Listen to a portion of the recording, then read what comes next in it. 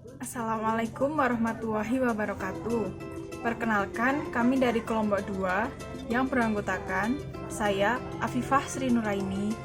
Saya Nadia Skar Ayu, NIM 19070260083. Materi yang akan kami bahas adalah terkait otot, serta nama-nama otot dalam tubuh manusia.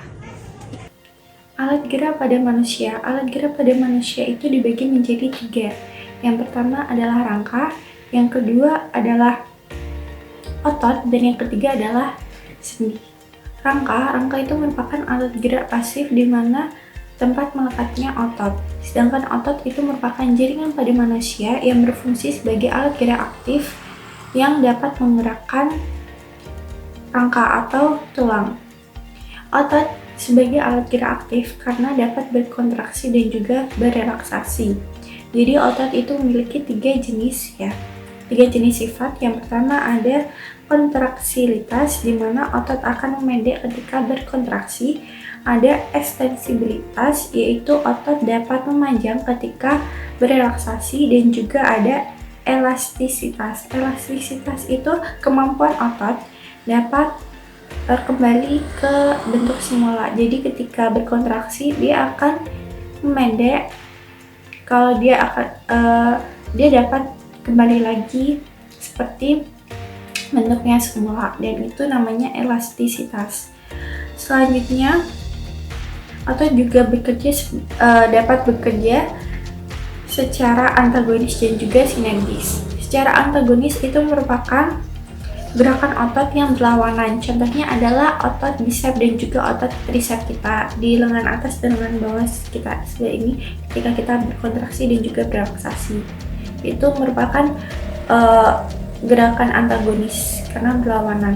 Selanjutnya ada gerakan sinergis atau autosinergis, yaitu merupakan gerakan bersamaan pada satu arah. Contohnya adalah saat tangan kita menengadah dan menekuk. Jadi tangan kita. Di sini saya akan menjelaskan materi sistem otot, tepatnya fungsi dari sistem otot rangka dan fungsi dari otot rangka. Beda ya di sini fungsi sistem otot rangka dan fungsi dari otot rangka. Fungsi dari sistem otot rangka yaitu mempertahankan posisi tubuh, suhu tubuh, serta sikap tubuh, menyokong jaringan lunak, mengasihkan gerakan rangka, kemudian menunjukkan saluran pintu masuk dan keluar dari sistem tubuh, serta dalam kontraksi otot, sistem otot rangka berfungsi untuk mengubah energi menjadi panas. Tadi yang saya sebutkan adalah fungsi dari sistem otot rangka. Sementara itu, fungsi dari otot rangka sendiri adalah sebagai alat gerak aktif, kemudian menyimpan cadangan makanan, dan memberi bentuk luar tubuh. Selanjutnya adalah mengenai ciri-ciri otot rangka atau biasa disebut dengan serat lintang. Otot rangka ini memiliki banyak inti, melekat pada tulang, dan awal kontraksi dia akan cepat mengalami kejang dan cepat lelah. Saraf pengantar dari otot rangka adalah saraf motorik somatik yang bekerja secara sadar atau volunter. Otot rangka merupakan sumber Ca2+ dari retikulum sarkoplasma. Otot rangka juga sebagai sumber energi dari metabolisme aerob dan metabolisme anaerob. Selanjutnya, mengenai nama-nama otot dalam tubuh manusia. Penyusun otot dalam tubuh manusia terbagi menjadi beberapa bagian. Di antaranya adalah otot penyusun kepala dan leher, otot penyusun badan, otot penyusun lengan atas dan lengan bawah, dan otot penyusun pelvis, penyusun paha, dan penyusun kaki. Yang pertama adalah otot frontalis. Otot frontalis itu ada di kepala bagian sini. Itu berfungsi untuk membantu dalam mengerutkan dahi dan menaikkan dahi mata. Jadi seperti ini. ada otot yang bernama orbicularis oculi. Otot orbicularis oculi ada di melingkar pada mata. Ia menutupi lekuk mata yang berfungsi untuk menyipitkan mata, memicingkan mata, dan mengedipkan mata. Selanjutnya ada musculus zygomatic.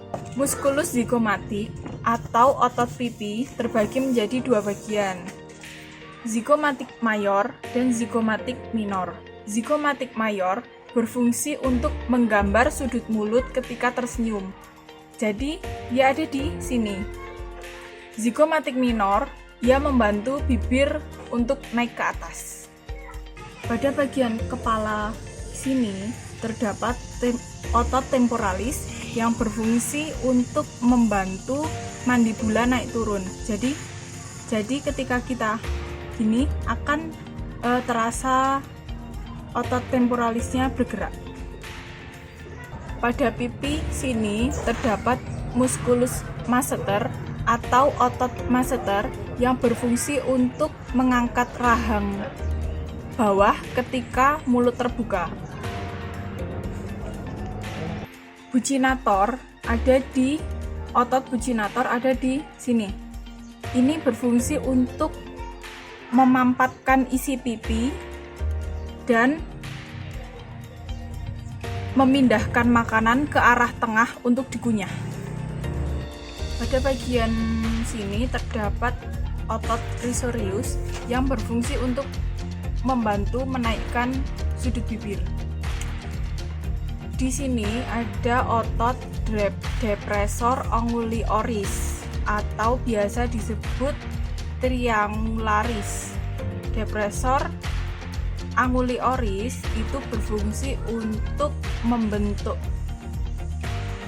muka bagian bawah dan berfungsi untuk menurunkan bibir, menurunkan mulut bagian bawah. Pada bawah bibir terdapat otot yang bernama depressor labii inferioris yang berfungsi untuk menurunkan bibir bagian bawah. Di bawah bibir yang ada di sini juga ada otot yang bernama mentalis.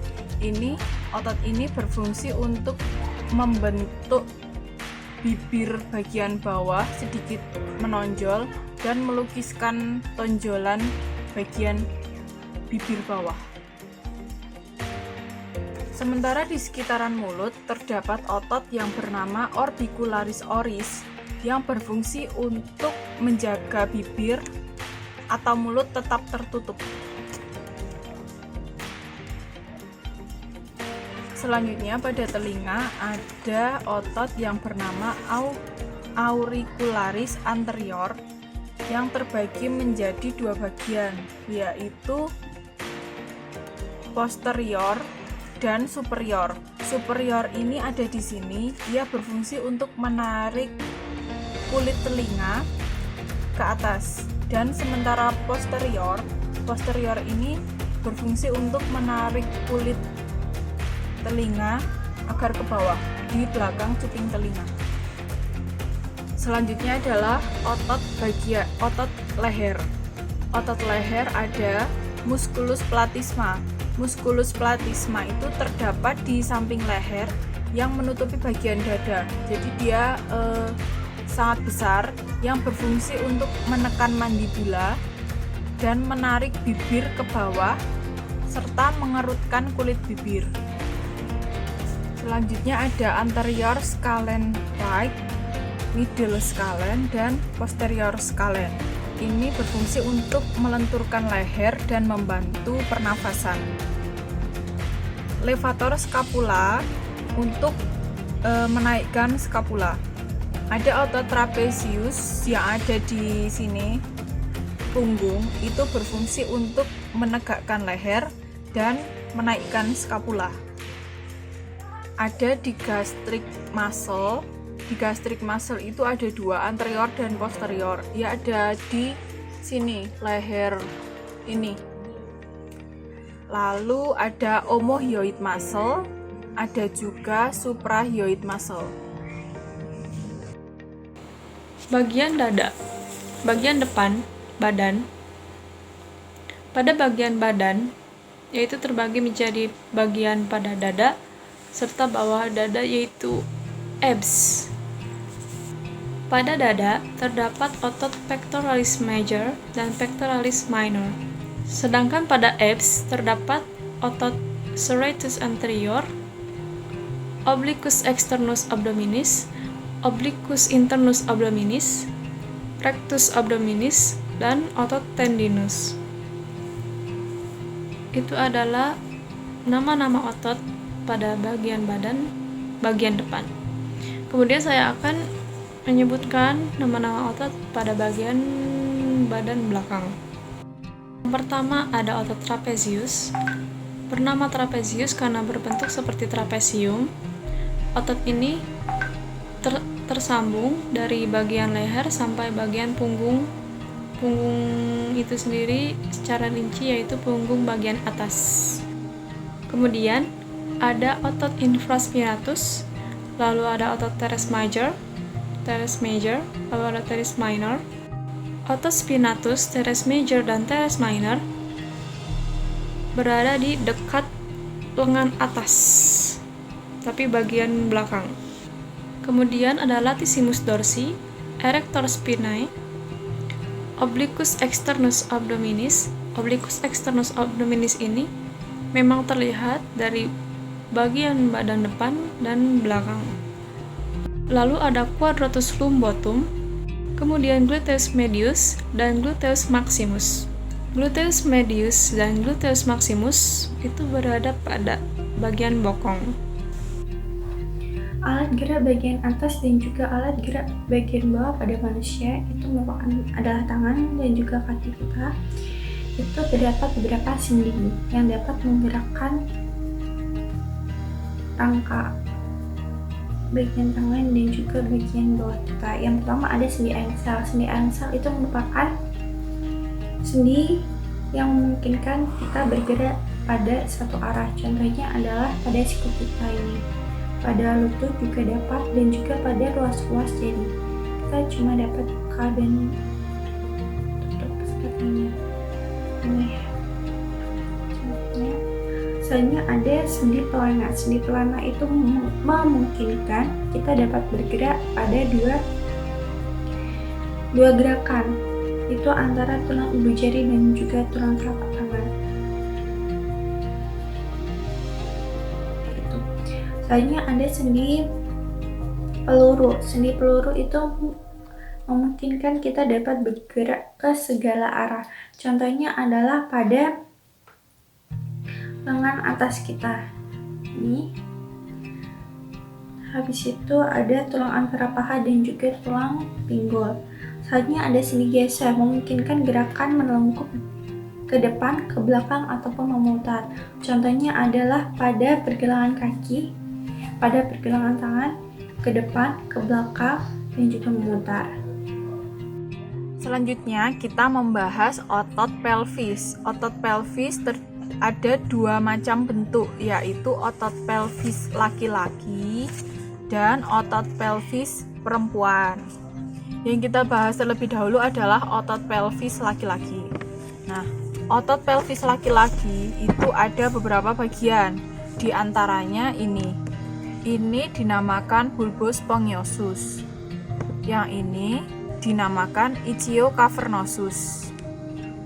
Lalu yang segitiga ini dinamakan superficial transfer perineus. Lah, ketiga otot yang tadi saya sebutkan yaitu bulbus spongiosum, ichthyocavernosus, dan superficial transfer perineus itu otot yang membantu ketika ereksi.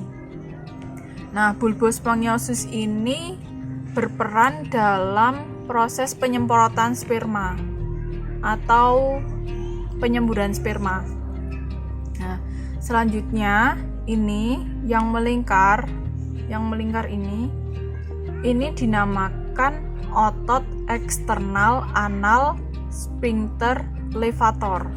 Ini termasuk dalam otot sphincter gitu. Lalu ini termasuk levator ani.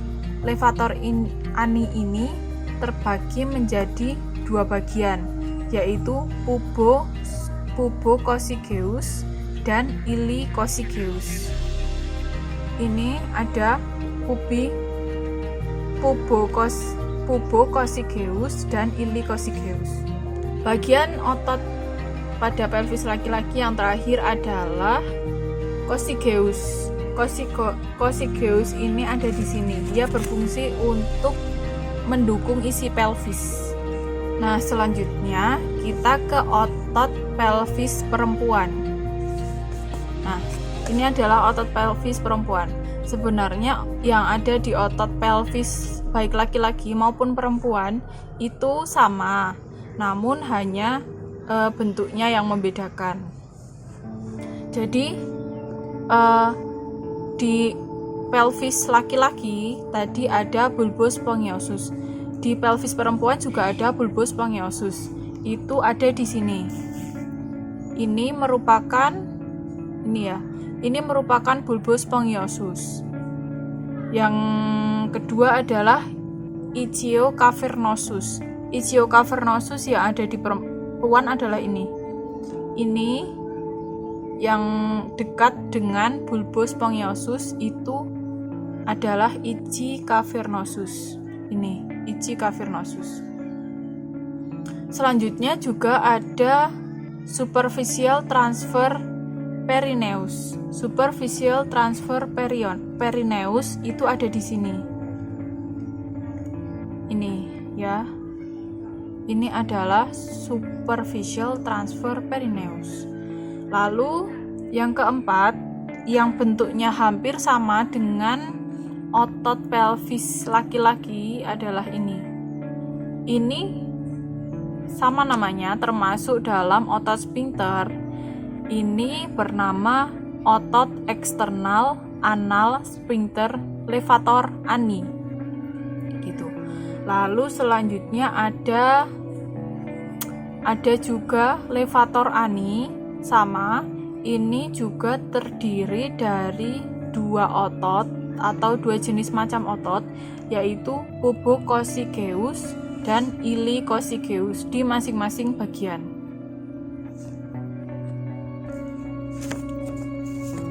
Nah, bagian yang terakhir pula ini ada cocygeus. Cocygeus ini sama fungsinya, yaitu untuk mendukung seluruh isi pelvis. Kemudian di sini saya akan menjelaskan otot-otot pada paha bagian depan. Pada bagian depan terdapat otot quadriceps femoris, atau otot tersebut memiliki awalan atau tendonnya berupa 4 lapis, yaitu otot vastus lateralis, rectus femoris, vastus medialis, dan vastus intermedialis. Sementara itu, pada pangkal paha terdapat otot pectineus, sartorius, adductor longus, dan tensor fasciae latae. Adductor longus adalah otot yang pergerakannya mendekati sumbu tubuh, serta bentuk ototnya yaitu ukurannya panjang. Nah, yang terakhir, saya akan menjelaskan atau menyebutkan nama-nama otot paha bagian belakang. Pada paha bagian belakang terdapat biceps femoris, kemudian semitendinosus, semimembranosus, kemudian adductor magnus, dan yang terakhir vastus lateralis. Otot vastus lateralis memang terlihat dari paha bagian depan maupun bagian belakang. Sekian dari kelompok kami. Apabila terdapat banyak kesalahan, mohon dimaafkan. Sekian. Wassalamualaikum warahmatullahi wabarakatuh.